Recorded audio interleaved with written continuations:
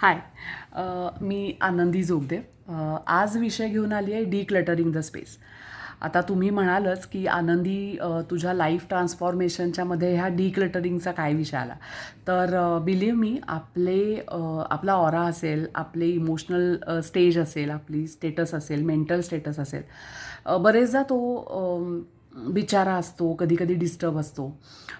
तर हे एक चांगलं साधन आहे, हत्यार आहे की आपल्या भोवतालची स्पेस आपण जर छान प्रकारे योग्य तऱ्हेने डिक्लटर केली तर तो इनडिरेक्ट इफेक्ट आपल्या मनावर, आपल्या इमोशन्सवर सुद्धा नक्की होतो. तर बघूयात काय काय करता येऊ शकतं. तर डिक्लटरिंगमध्ये ना, घर आवरणं, टिपिकल गोष्टीत बोलायचं झालं तर स्वच्छता, टापटीप गोष्टी किंवा सरफेसेस स्वच्छ करणं. खूप गोष्टी पडलेल्या असतात, कप असतात, रुमाल असतात, आपले क्लचेस असतात, वह्या पुस्तकं पडलेले असतात. हे सगळं क्लीन करणं हा तर म्हणजे तसा सर्वांना माहिती असलेला विषय आहे. पण मी तुम्हाला असं सांगणार आहे खास की डिक्लटर करायचं म्हणजे पहिलं एम डोक्यात बरेचदा काय येतं की गोष्टी फेकून द्यायच्या आहेत, नको त्या गोष्टी आपल्याला टाकून द्यायच्या आहेत. तर ह्या गोष्टी आहेत, पण डिक्लटर करताना आपण जेव्हा डिक्लटर करणार आहोत, आपण जेव्हा स्वच्छ करणार आहोत घर, तेव्हा आपल्याला असाही पॉझिटिव्ह अप्रोच ठेवता येऊ शकतो. तो म्हणजे आपण आपल्याला ज्या छान आनंद देणार आहेत गोष्टी त्या आपल्याला ठेवायच्या आहेत.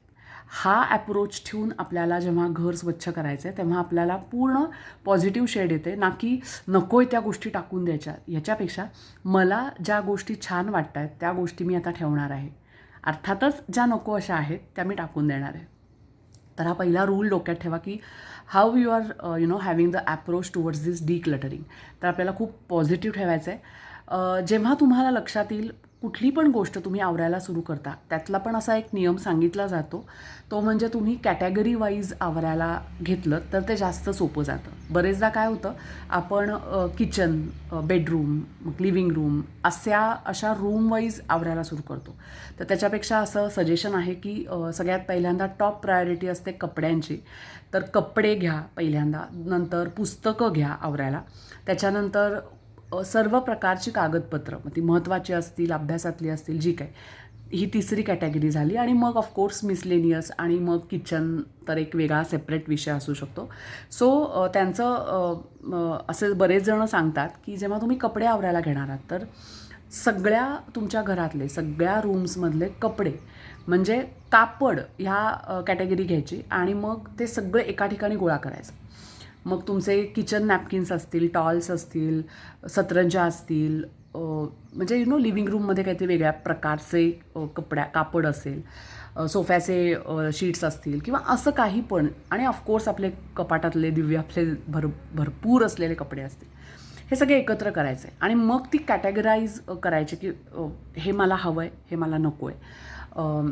परत जसं ज्या पद्धतीनं कॅटेगरी बेसिक असते की बाबा नॅपकिन्स आहेत, टॉयल्स आहेत, पॅन्ट्स आहेत, शर्ट आहे, जे काही त्या पद्धतीनं तुम्ही करणार आहात. आता विषय येतो जेव्हा आपल्याला हे ठरवायचं आहे की गोष्टी आपल्याला ठेवायच्यात, वस्तू ठेवायच्यात, ते कपडे असतील, पुस्तकंसुद्धा अशीच करायची आहेत. सगळ्या रूम्समधनं ज्या ज्या प्रकारची पुस्तकं तुम्हाला दिसत आहेत ती एकत्र करायची आणि मग ती कॅटेगराईज करून त्या त्या ठिकाणी ठेवायची. आता काय ठेवायचं आणि काय नाही, या वेळेला कुठले नियम वापरायचे आहेत तर त्या त्या वस्तूला, त्या त्या गोष्टीला, मग ती साधी पेन्सिल असेल, टाचणी असेल, सुई असेल, फ्लॉवर पॉट असेल, तुम्हाला विचारायचं आहे, ती वस्तू हातात घ्यायची आणि तिला प्रेमानं विचारायचं आहे की मला ही वस्तू हवी आहे का नको आहे.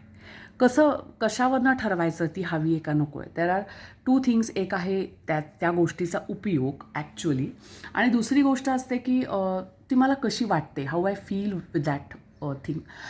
तर बरेच जण आपण त्या वस्तूतनं कुठंतरी इमोशनल होत असतो. एखादी गोष्ट आपल्याला एखाद्या व्यक्तीनं दिलेली असते, ती व्यक्तीविषयी जर आपलं काही आत्ता छान नसेल किंवा ती व्यक्ती गेलेली असेल, त्याच्यातही मग आपले इमोशन्स काय येत आहेत की हाय मला हे ठेवायचंच आहे. किंवा कधीकधी असंही येऊ शकतं की ती व्यक्ती खूप जवळची आहे पण ती वस्तू दिसल्यावर मला रडायला येतं आहे, मला नकोसं वाटतं आहे, माझी एनर्जी डाऊन होती आहे. तर प्रेमानं त्या वस्तूला ते सांगा की तुम्ही मला त्या वस्तूला सांगा की तू मला खूप छान सर्व केलं आहेस, छान उपयोगी पडली आहेस, तुझ्याबरोबरचे माझे अटॅचमेंट पण खूप छान आहे, पण आता मला ते नको आहे. ही गोष्ट ना तुमच्या लक्षात येईल की तुम्ही आत्ताच्या तुमच्या मेंटल स्टेटसला, तुमच्या पॉवर ऑफ नाऊ जे म्हणतो, आज तुम्ही काय आहात, कसे आहात, त्याला ते किती उपयोगी पडत आहेत त्या गोष्टी, हे तुम्हाला हक्कानं चेक करायचं आहे. आणि जर तुम्हाला ती गोष्ट दुःख देत असेल, वाईट वाटत असेल, मन उदास करत असेल, तर ती तुम्हाला गोष्ट डिस्कार्ड करायची शांतपणानं, न्यूट्रल भावनेनं. एखादी गोष्ट जर तुम्हाला आजही आनंद देत असेल आणि ती कदाचित टिपिकल वेनं युजलेस असेल, म्हणजे लोक म्हणतील हे काय ठेवलं आहे, बट तुम्हाला जर ती आनंद देत असेल तर ती तुम्हाला ठेवायची. हे पण फार महत्त्वाचं आहे. म्हणून म्हणलं डिक्लटरिंग डझंट मीन फेकून देणं. डिक्लटरिंग मीन्स तुमच्या एनर्जीला तुमच्या आजूबाजूच्या वस्तू, स्पेस अलाइन करणं. आणि कधीकधी तुमची एनर्जी जर डाऊन असेल तर स्पेस इतकी पॉझिटिव्ह बनवायची आहे की जेणेकरून तुम्हाला परत छान पॉझिटिव्ह तुमचा ऑरा, तुमची मेंटल स्टेज ही तुम्हाला अप करायची आहे, right. So this is what decluttering is. त्याच्या पुढचं असं की ह्या प्रकारे तुम्ही प्रत्येक गोष्ट जेव्हा ठरवाल की मला ही ठेवायची आहे, तुम्ही ती नीट फोल्ड करून योग्य त्या ठिकाणी ठेवणं अपेक्षित आहे. जेव्हा तुम्हाला ती गोष्ट नको असेल त्यावेळेला काय करायचं, त्याला छान मगाशी म्हणलं तसं थँक्यू म्हणायचं आहे. आणि मग बरेच जण लोक डिक्लटर करताना टाकून द्यायला नुसतं म्हणजे बाहेर डस्टबिनमध्ये टाकून देतात. मग जे होईल तर होईल, तो माणूस येतो डस्टबिनवाला, तो घेऊन जातो. तर तुम्ही डोनेट करायला पण शिकू शकता किंवा ठरवू शकता. आणि मग त्या वस्तूला तुम्ही प्रे करा की आता ज्या व्यक्तीलाही जाणार आहे वस्तू डोनेट होऊन, त्या व्यक्तीला तुझा छान उपयोग होऊ देत, त्या व्यक्तीचं जे काय असेल ते चांगलं होऊ देत. तर ही पण तुम्ही त्याला एनर्जी देऊ शकता त्या वस्तूला. आणि मग तुम्ही एका छान बॉक्समध्ये डोनेट करा. कुठल्या तरी घाणेरड्या पिशव्यांमध्ये टाकून द्यायचं वगैरे असं करू नका. कारण जेव्हा तुम्ही डिक्लटर करताय गोष्टी, तेव्हा तुम्ही त्या टाकलेल्या गोष्टींनासुद्धा तुम्ही रिस्पेक्ट देताय.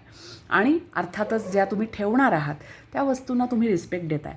ह्या सगळ्याचं रिझन असं आहे की तुम्ही स्वतःला रिस्पेक्ट देताय आणि म्हणून तुमच्या गोष्टींना तुम्ही रिस्पेक्टफुली, ग्रेसफुली त्याचं ऑर्गनाईज करताय. आयदर हो म्हणताय किंवा नाही म्हणताय, दोन्ही ग्रेसफुली, रिस्पेक्टफुली.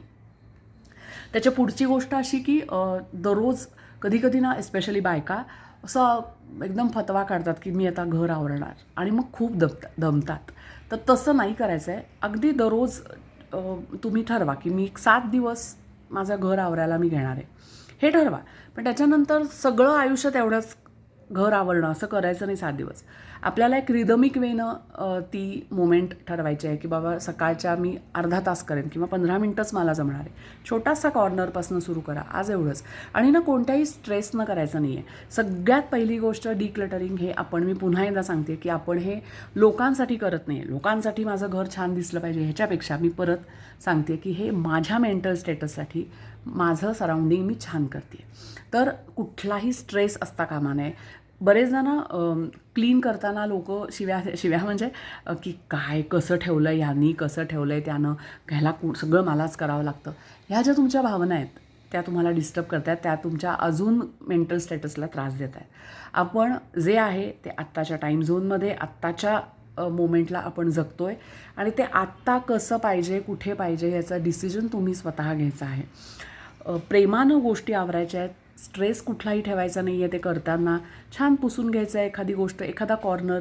झालं 15 मिनटंच मला सकाळची वेळ मिळणार आहे, व्हेरी गुड. दुपारची मला कदाचित 5 मिनटं मिळणार आहेत, संध्याकाळचा अर्धा तास मिळणार आहे. तुमचा एक रिदम ठरवा तुमच्या त्या डिक्लटरिंगचा.